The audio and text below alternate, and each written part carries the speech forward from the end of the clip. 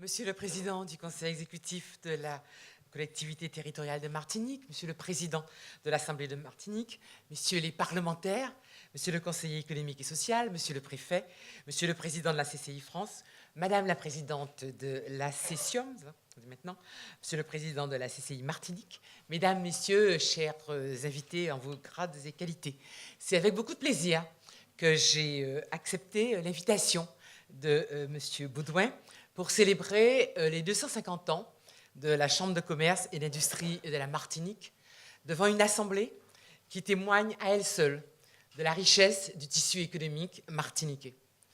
Au-delà de sa longévité, il faut souligner la capacité de la CCIM à accompagner et à se réinventer pour faire face à plus de 2 siècles et demi de mutations économiques et sociales. L'histoire de la CCI, c'est aussi celle de la Martinique et des Martiniquais, dans toute sa subtilité et sa complexité. Elle a été, je crois, autant témoin qu'acteur d'un destin qui forge ses racines dans la Martinique des habitations, se construit dans les incertitudes de la décadence du système de plantation, dans les épisodes de pénurie d'Antan Robin, dans les espoirs de la départementalisation, et se projette dans les doutes et les opportunités de la mondialisation. En définitive, elle a traversé les siècles et accompagné la transformation d'une économie de l'aliénation en celle d'une économie de la création autonome. Toutefois, si la CCI est certes une institution chargée d'histoire, elle n'en est pas moins un acteur tourné vers l'avenir. Se projeter dans le futur, c'est d'abord investir dans les jeunes générations. C'est pourquoi vous consacrez une grande partie de vos efforts à la formation initiale.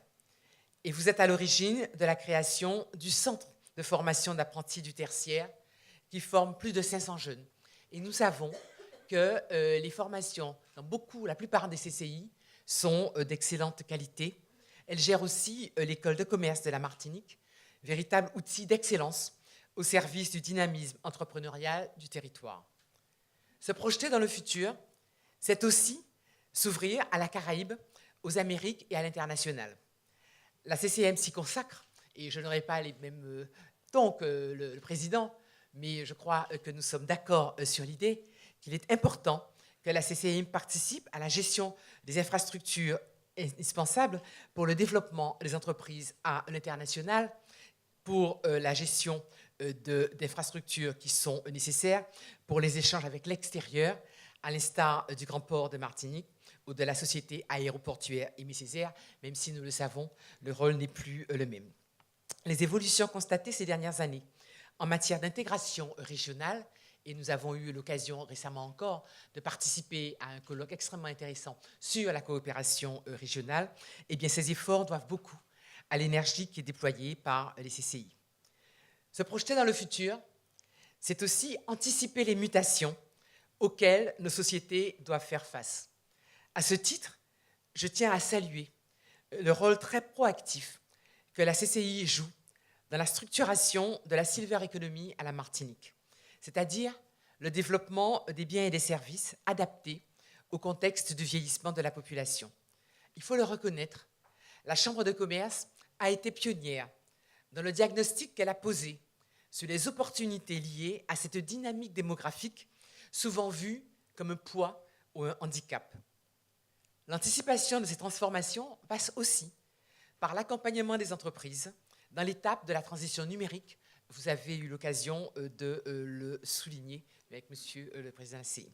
La CCI s'est montrée à cet égard très active, s'appuyant sur un écosystème d'associations de professionnels dynamiques comme Openit, Martinique Tech, Medintic, l'ERECA, capitalisant sur le succès de G2J. Elle œuvre au développement des usages numériques au travers, par exemple, du programme Facilitic et de l'accompagnement de nombreux porteurs de projets du secteur. Se projeter dans le futur, enfin, c'est engager des réflexions de long terme sur l'avenir. C'est toute l'ambition du projet Confluence 91, élaboré sous l'impulsion du président de l'époque, Marcel Ozna, que je salue. La CCI reste encore aujourd'hui un laboratoire d'idées. Et j'ai pu le constater, Monsieur Baudouin, lorsque vous nous avez tout récemment remis le premier code de l'entreprise en Outre-mer, récemment au Sénat à Paris. J'ai cru comprendre que la créativité ne s'arrêtait pas là, puisque vous travaillez déjà à la préfiguration de statuts spécifiques pour les entreprises ultramarines. C'est ce dynamisme et cette volonté d'agir au bénéfice de l'intérêt général que l'État entend soutenir. Comme vous, et en parfaite complémentarité avec votre action, il intervient pour créer les conditions favorables au développement des entreprises en tenant compte des atouts, des potentialités et des spécificités de la Martinique. Car nous n'avons pas vocation à nous substituer au secteur privé, nous cherchons simplement à créer l'écosystème favorisant l'émergence d'un tissu économique dynamique et agile. À cette fin, nous avons élaboré au ministère une feuille de route pour la croissance et l'emploi qui ambitionne d'agir sur les déterminants de la compétitivité des entreprises. Il s'agit en premier lieu du coût du travail. Nous avons l'occasion très fréquemment avec les socioprofessionnels d'en parler. Nul ne peut nier aujourd'hui que l'État a consenti un effort considérable en l'espèce. Il s'est traduit par la montée en charge du CICE, progressivement porté à 9% dans les Outre-mer. Rien qu'en Martinique, l'effort de l'État s'élève aujourd'hui, en février 2016, à 72 millions d'euros cumulés, alors que nous étions l'année dernière encore à 30 millions d'euros, ce qui signifie que nous avons une montée en charge significative et un nombre d'entreprises bénéficiaires ayant triplé en un an, preuve du succès du dispositif. Cette action volontariste s'est également concrétisée par la mise en place de l'aide à l'embauche du premier salarié, dont le montant s'élève ici à 4 000 euros contre 2 000 euros dans l'Hexagone. Enfin, nous sommes parvenus à préserver à 95% les exonérations de cotisations patronales, en plus des nouvelles aides que je viens de mentionner, pour rendre le dispositif encore plus favorable pour les secteurs exposés à la concurrence, par exemple l'hôtellerie, le tourisme agroalimentaire, nouvelles technologies. C'est ce que nous avons appelé l'équivalent CICE 12%. Vous le voyez, l'État a été au rendez-vous de ses promesses. Et bien que la bataille de la lutte contre le chômage ne soit pas totalement gagnée, je ne peux que me réjouir de l'embellie observée sur le marché du travail en Martinique, qui semble indiquer que nos efforts commencent à porter leurs fruits. Je le rappelle, le nombre de demandeurs d'emploi de catégorie A diminué de 2-3% en un an à la Martinique et a enregistré un recul de 9,4% pour les moins de 30 ans sur la même période. J'y vois le fruit de la lutte que nous avons menée ensemble pour améliorer la situation des gens qui sont sans emploi. Autre déterminant de la compétitivité des entreprises, le coût du capital et l'accès des entreprises au financement. Là encore, l'État a répondu présent outre-mer. Je me suis personnellement engagé pour que la prolongation du dispositif de défiscalisation pour les investissements productifs soit actée dans le PLF 2016.